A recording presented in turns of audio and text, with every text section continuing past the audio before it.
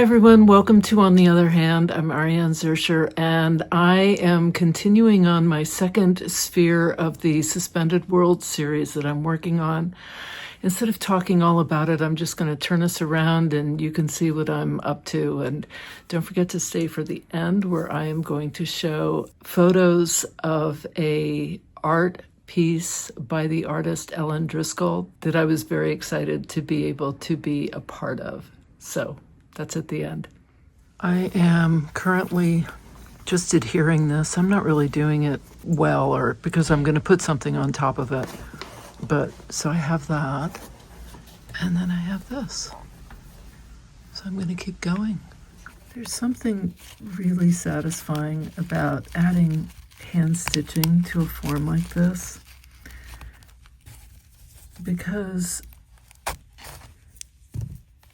stitching, well, especially hand stitching, is something so often thought of as women's work, you know? And I love doing this because it's kind of a way of reclaiming that. Especially not serving a function, which I've talked about before. But it's really about reclaiming hand stitching just for the joy of it, not because it's going to become something that someone else is going to see as functional or useful. As I proceed with this, I am thinking about, I'm thinking about what's next, and trying to strategize. So I have this little bit here that I've added, and I kind of wanted it to go with this part so that it's just reads as all of one piece and not a seam.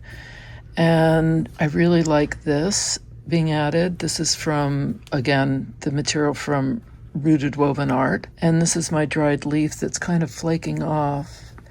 And I have the leaf in different places here, painted as well as stitched. And so I want to keep that idea of, because all my colors are kind of earth tones, and I'd like to keep that going throughout this piece. So one of the things I'm doing is I cut out this piece of screen, the metal mesh, because this is such a weird shape that I've got going here. And so I figure if I cut out the metal mesh, I want to be able to bunch it, but very loosely have it kind of fit, sort of. That's good enough. And then I can bunch it in places, but at least I have a template from which I can now add a bunch of stuff and see how that goes. I'm attaching this to the screen, and I just wanted to show you how easy it is to stitch into. So I have a bunch of threads here that I've threaded up, and I'll just do some random stitch here.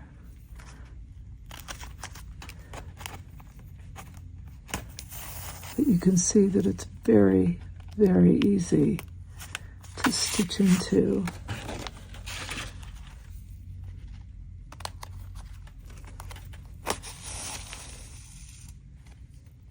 I'm not doing a whole lot of stitching. I'm just doing a little bit.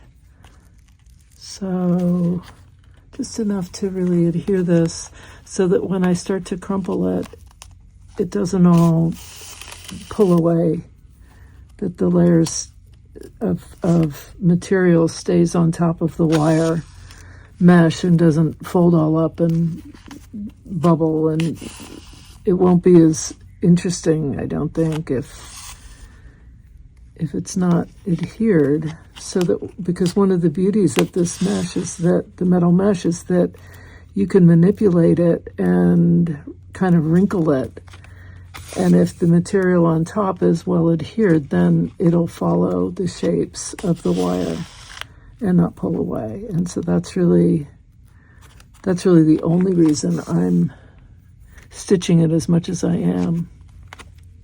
because I have plenty of texture on here already. I think I mentioned that I added some words that this administration has either outright said they want removed from documents or they have just removed them. Some of them are banned, but others they're just telling people to avoid them. And it was interesting to me, the words that came up on this list,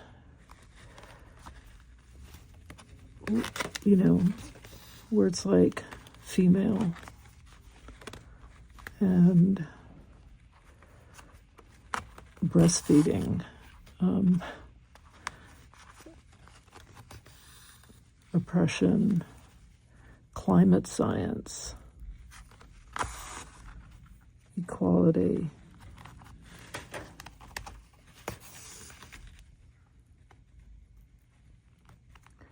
so I'm reclaiming some of those words.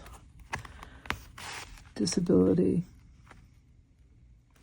disabilities, inclusion,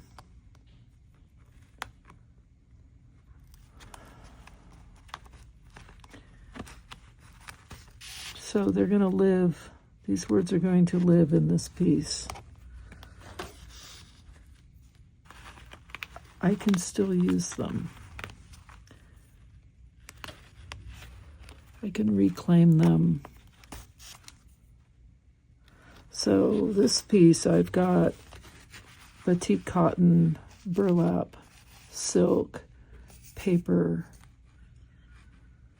rice paper, cardboard, all kinds of different things, old map, recycled things, found things, and then I'm layering them. And this is all part of a larger sculptural series. It's really all about, it wasn't in the beginning, but it's becoming all about reclamation, resistance. The thing I really like is I love the act of stitching, hand stitching, as a way to honor those traditions,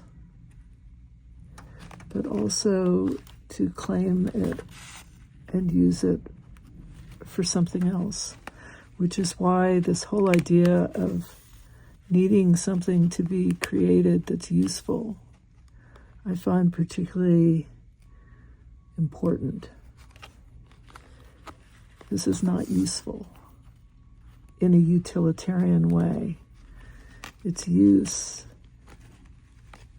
is in the joy of creating it and the joy of just being.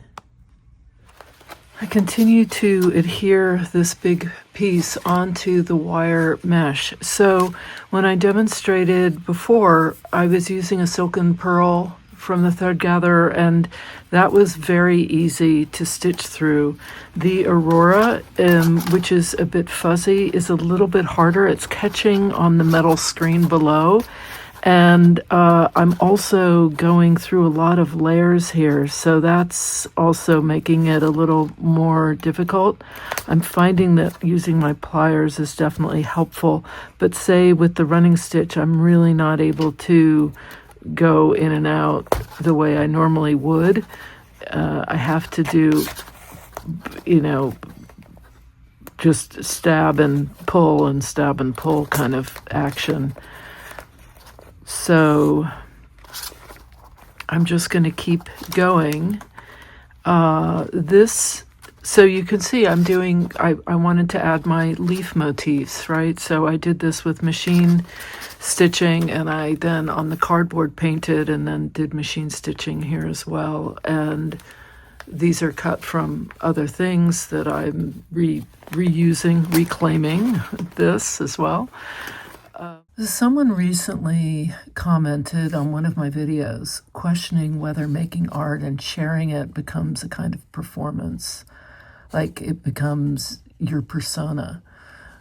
And I think it's worth talking about because the workshop that I've taught called Finding Your Voice, and what I have found to be so incredibly powerful in attempting to find my voice isn't at all about an identity or creating a mask. Your voice, when it comes to creating, is about creating something that speaks to you.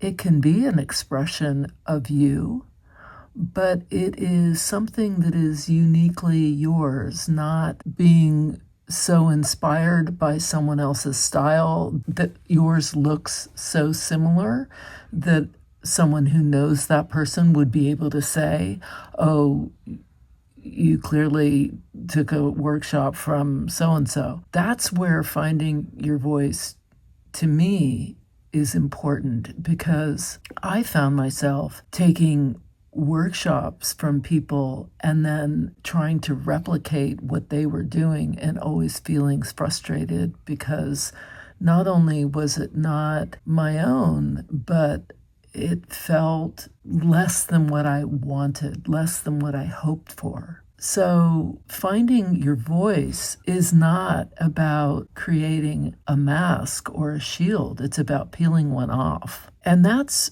really an inside job, because voice and identity are not the same. They're linked, but you can't find your voice without knowing yourself. And knowing yourself takes time and reflection. It's not about finding weird stuff and just adding it because it's weird. It's finding things that speak to you. And if someone likes it, great. And if they don't, that's great too, because it doesn't really matter. It's about being true to yourself. Last weekend, I had the opportunity to be a part of something that was really exciting. I stood on the steps of the New York Public Library with a group of other people holding these words that are being erased and removed from documents. And that moment inspired the words that you see on my sphere. I wanted my sphere to carry those words too. This was an art project by Ellen Driscoll, and it was on the steps of the New York City Public Library, April 19th, 2025.